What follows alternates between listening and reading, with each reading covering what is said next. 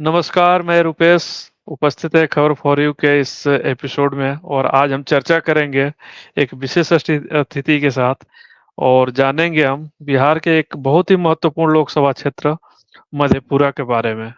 तो हमारे साथ उपस्थित हैं आज राजेश प्रियम जी और आज ये बताएंगे मधेपुरा लोकसभा क्षेत्र के बारे में क्या है वहाँ की कहानी, कौन जीत रहा है और क्या बन रहे हैं समीकरण। तो राजेश जी का स्वागत करते हुए राजेश जी। रुपए जी बहुत बहुत धन्यवाद। और सबसे बड़ी बात कि जिस सीट की बात आप कर रहे हैं उस सीट के लिए एक कहावत चर्चित है कि रोम पोप का और मधेपुरा गोप का। गोप मतलब यादव समुदाय की यहाँ संख्या अधिक है। जी, जी। हालांकि संख्या और भी जातियों का है, वहाँ ब्राह्मण की संख्या अच्छी खासी है, मुस्लिम की आबादी बहुत ज्यादा है, हुँ, राजपूत हुँ। वर्ग का आबादी भी ठीक ठाक है, दलित वर्ग का आबादी भी अच्छा खासा है, कुर्मी और कोयरी वोटरों की संख्या भी मधेपुरा में अच्छी खासी मानी जाती है। लेकिन अगर 1967 में पहले लोकसभा चुनाव जब वहाँ पे हुआ, सबसे पहले जब ये सीट घोषित हुआ, तब बीपी मंडल कमीशन का आपने नाम सुना होगा, जिसके बदौलत हुँ, आरक्षण हुँ। की जो ओबीसी कैटेगरी को आरक्षण दिया गया था, जिसमें सर्वाधिक बड़ी भूमिका मंडल कमीशन के अध्यक्ष, जो आयोग के अध्यक्ष बनाए गए थे बीपी मंडल, उनके रिपोर्ट के आधार पे दिया गया था। और वो यहाँ से 3 बार सांसद रह चुके हैं। सबसे पहले बीपी मंडल। 1900 बीपी मंडल 1967 जी। में जीते थे, फिर 1968 में वहाँ पे चुनाव हुआ था, उसमें भी जीते थे, और फिर 1977 में जीते थे। 3 बार यहाँ पे, हालाँकि तीनों बार अलग-अलग पार्टियों से वो रहे, एक बार निर्दल अ, रहे, 2 बार अलग-अलग पार्टियों से रहे। इसके अलावा बिहार के जो पूर्व मुख्यमंत्री लालू प्रसाद यादव हैं, वो भी यहाँ से 2 बार सांसद रह चुके हैं और उनकी टक्कर होती थी शरद यादव से। शरद यादव मध्य प्रदेश से जाकर बिहार में राजनीति किए और यही सीट था मधेपुरा का, जिस सीट से उनकी राजनीति सबरी थी। अगर मध्य एक प्रदेश घटना के जबलपुर से वो मधेपुरा गए थे। बिल्कुल। तो मध्य प्रदेश से मधेपुरा की यात्रा जो है शरद यादव की भी वहीं से हुई, वहीं की राजनीति ने उनको मजबूत किया। वहाँ पे एक घटनाक्रम भी है कि 1996 के चुनाव में 91 में वो जीते थे, फिर 96 में जीते थे। 96 के चुनाव में उनको ऐसा लग रहा था कि मैं हारूँगा, या जो भी था, बिल्कुल स्ट्रॉन्ग रूम के बाहर जहाँ पे आम पब्लिक का मूवमेंट था, वहीं पे उन्होंने तंबू गाड़ के लगातार चुनाव के बाद वोटिंग काउंटिंग तक लगातार धरना दिया था और रीकाउंटिंग की मांग कर रहे थे वो। हालाँकि वहाँ पे वो जीते थे 1996 में, लेकिन हुँ, लोग हुँ। ये कह रहे थे कि किसी प्रकार का धांधली ना हो जाए, इसलिए उन्होंने आंदोलन के माहौल पहले बहाने से ही बना रखा था। उन्होंने सुरक्षा किया था। स्ट्रॉन्ग रूम के अंदर कोई हेरा-फेरी ना हो जाए, इसकी सुरक्षा इनडायरेक्ट रूप से उन्होंने किया अच्छा, था और मधेपुरा सीट से पप्पू यादव का क्या कनेक्शन है? तो बिल्कुल मैं बताता हूँ पप्पू यादव का क्या कनेक्शन है।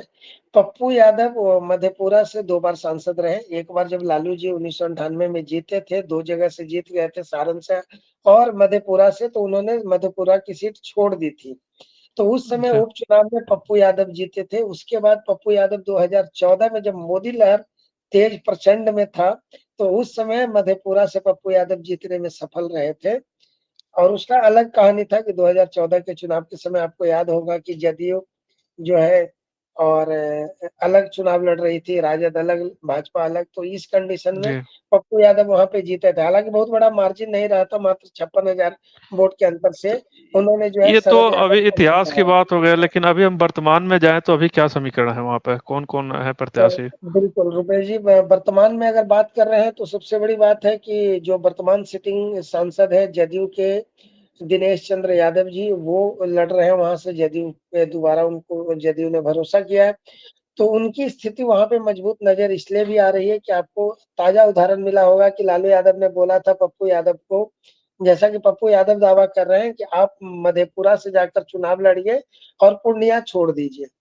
अपनी पार्टी का विलय करा लिया आरजेडी में, लेकिन पप्पू यादव नहीं तैयार हुए, वो पूर्णिया से ही लड़ना चाहते थे। जबकि वो 2014 में सांसद रहे हैं जिस मधेपुरा से, वहाँ वो जाना नहीं चाह रहे थे। नहीं जाने का वजह बहुत साफ है। 2019 में किसको कितना वोट मिला था, उस गणित को ध्यान से समझेंगे तो 2019 में और 2024 में मधेपुरा में विशेष अंतर नहीं नज़र आ रहा है। जी, 2019 में जी। क्या हुआ था, लगभग सवा 6 लाख वोट मिला था दिनेश चंद्र यादव को, जो जदयू और भाजपा के तरफ से, एनडीए के तरफ से कैंडिडेट थे, जदयू के सिंबल पे लड़ रहे थे। उनके विरोध शरद यादव जैसा कद्दावर नेता जो है आरजेडी के कैंडिडेट थे, और उनको मात्र सवा 3 लाख वोट मिला था, 3,22,000 के करीब। 3,01,000 के अंतर से, लगभग वोट से, 3 लाख से भी ज्यादा वोट से शरद यादव चुनाव हार गए थे। और उस समय पप्पू यादव भी खड़े थे, और हुँ, पप्पू हुँ। यादव को पता है मात्र 97,000 वोट मिला था। तो पप्पू यादव का अपना वोट, राजद का वोट, दोनों 2019 के परिप्रेक्ष्य में जोड़ लेते हैं, तो ये होता है 4 लाख। इसके बनिस्बत उस समय सवा 6 लाख, तब भी हार जीत का अंतर लगभग 2 लाख से ज्यादा का रह जाता है। तो पप्पू यादव इस गणना को देख रहे थे कि फिर वही 2019 में जदयू भाजपा एक साथ वहां पे मजबूत स्थिति में है, और हुँ, उस हुँ। स्थिति में पप्पू यादव जाना नहीं चाह रहे थे।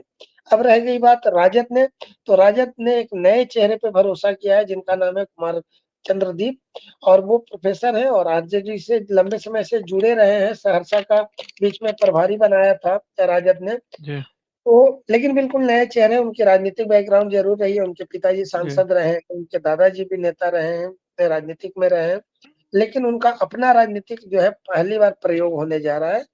तो हार-जीत का अंतर आपको इसी से समझ में आ रहा होगा जी, जी, कि एक बिल्कुल, तो बिल्कुल जाति फैक्टर है, और दूसरी जो है वहाँ पर 2019 का जो आंकड़ा है, वही लगभग-लगभग मधेपुरा में जी। रिपीट होने जा रहा है। राजेश जी, आपके इस आकलन के लिए बहुत-बहुत धन्यवाद। बहुत ही इनसाइटफुल और बहुत ही उपयोगी जानकारी आपने बताया मधेपुरा लोकसभा क्षेत्र के बारे में।